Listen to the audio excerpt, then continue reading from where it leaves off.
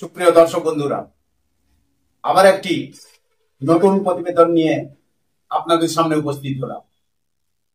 আপনারা সবাই ইতিমধ্যে জেনে গেছেন, সুপ্রিম কোর্টের সুপ্রিম রায়ে এক ধাক্কায় এই বাংলাতে 26,000 শিক্ষকের চাকরি বাতিল হয়েছে। যোগ্য এবং অযোগ্য প্রার্থীদের লিস্ট সরকার কিন্তু হাইকোর্টে এমনকি সুপ্রিম কোর্টেও দিতে পারেনি। অ্যাকচুয়াল নাম্বারটা হলো 25,752 জন। এদের মধ্যে যোগ্য এবং অযোগ্য উভয় প্রার্থী মিলেমিশে কিন্তু একাকার। অযোগ্যদের বাঁচাতে গিয়ে সরকার কিন্তু আজকে আমাদের এই যোগ্য প্রার্থীদের বলির পাঁঠা করেছেন। আজকের এই প্রতিবেদনে আমরা যোগ্যদের পাশে থেকে সরকারের সামনে একটি প্রশ্ন তুলতে চাই। এই যে যোগ্য প্রার্থীরা আছেন, তাদের মধ্যে কতজন যোগ্য প্রতিবন্ধী প্রার্থী আছেন, সেই সংখ্যাটা কিন্তু আজ পর্যন্ত আমরা জানতে পারলাম না।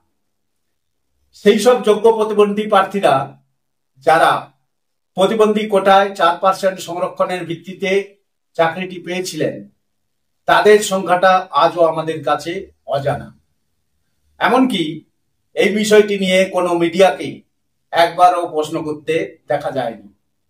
এসএসসি সুপ্রিম কোর্টে যে হলফনামা জমা দিয়েছে, সেখানে এই প্রতিবন্ধী যোগ্য প্রার্থীদের কথাও কিন্তু এসএসসি উল্লেখ করেনি। তাই সাগর বাংলা চ্যানেলের পক্ষ থেকে এই বিষয়টি বিস্তারিতভাবে আপনাদের সামনে তুলে ধরার জন্য আজকের এই প্রতিবেদনে উপস্থিত হলাম। আমি শিবনাথ, আর আপনারা দেখছেন প্রতিবন্ধী মানুষদের জন্য একমাত্র নিউজ চ্যানেল সাগর বাংলা। সাগর বাংলা চ্যানেলে সবাইকে স্বাগত জানাচ্ছি। আপনারা সবাই এই গুরুত্বপূর্ণ প্রতিবেদনটির সঙ্গে প্রথম থেকে শেষ পর্যন্ত থাকুন। সেই সঙ্গে চ্যানেলটিকে সাবস্ক্রাইব করতে আপনারা ভুলবেন না, কারণ সাগর বাংলা চ্যানেল একমাত্র চ্যানেল যারা প্রতিবন্ধী মানুষের কথা তুলে ধরে। একটি ছোট্ট 4 সেকেন্ডের বিরতি নিয়ে আবার ফিরে আসছি, বিস্তারিতভাবে আপনাদের সঙ্গে আলোচনা করব।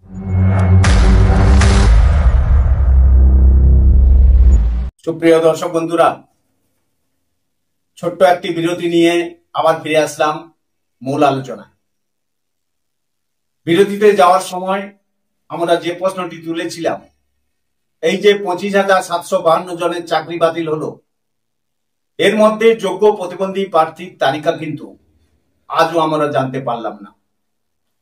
সরকার বলছে এসএসসি একটি অটোনমাস বডি। অত্যন্ত ভালো কথা। যদি তাই হয়, তাহলে আমাদের প্রশ্ন, সরকার কেন এসএসসি কে নির্দেশ দিচ্ছে না যোগ্যদের তালিকা প্রকাশের জন্য? উল্টে দেখা যাচ্ছে সরকার যোগ্যদের তুলনায় অযোগ্যদের চাকরি বাঁচাতে বেশি তৎপর। আর তাই তো সরকার অটোনমাস বডি হওয়া সত্ত্বেও এসএসসি কে কোনো নির্দেশ দিতে পারছে না যোগ্য প্রার্থীদের তালিকা প্রকাশের জন্য। আসলে সরকার যোগ্যদের তুলনায় অযোগ্যদের নিয়েই বেশি চিন্তা ভাবনা করছে। এই সরকারটা চলছে শুধু ছল চাতুরি আশ্রয় নিয়ে। কেবলমাত্র যোগ্যদের চাকরি থেকে বঞ্চিত করে নয়, রাজ্যের এই ছল চাতুরির জন্য রাজ্যের শিক্ষা ব্যবস্থা আজকে পুরোপুরি ধ্বংসের মুখে। আমাদের মুখ্যমন্ত্রী কথায় কথায় বলেন তিনি নাকি অতি দরদি, মানবিক। আগে শুনতাম তিনি সততার প্রতীক, এখন আর সেটা শুনতে পাওয়া যায় না। সততার প্রতীক বলে কোনো দেওয়ালেও লেখা চোখে পড়বে না। এখন বলতে শুনছি মানবিক সরকার। আমাদের প্রশ্ন, সরকার যখন মানবিক, তখন মানবিক দৃষ্টিকোণ থেকে এসএসসি কে নির্দেশ দিক যাতে আগামী 15 দিনের মধ্যে এসএসসি পুরো যোগ্যদের তালিকা প্রকাশ করে। আসলে এগুলো সরকারের ভাঁওতাবাজি ছাড়া আর কিছুই নয়।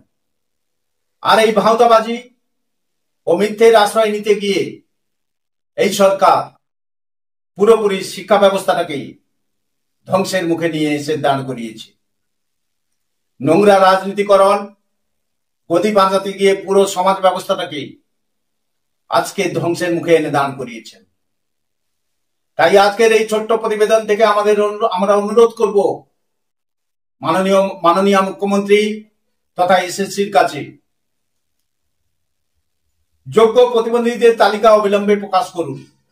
আমরা মনে করি মানবিকতার দৃষ্টিভঙ্গি থেকে তা হওয়া অত্যন্ত জরুরি। সুপ্রিয় দর্শক বন্ধুরা, আপনারাও কি আমাদের সঙ্গে একমত?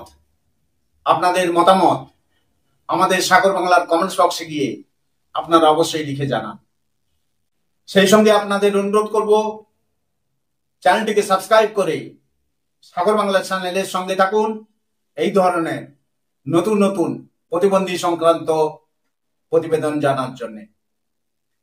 আজকের প্রতিবেদনটি এখানেই শেষ করছি। আবার আপনাদের সঙ্গে দেখা হবে নতুন কোনো প্রতিবেদনে। আপনারা সবাই ভালো থাকবেন, সুস্থ থাকবেন, সাগর বাংলা চ্যানেলের সঙ্গে থাকবেন, কারণ প্রতিবন্ধী মানুষদের জন্য একমাত্র কথা বলে সাগর বাংলা। নমস্কার।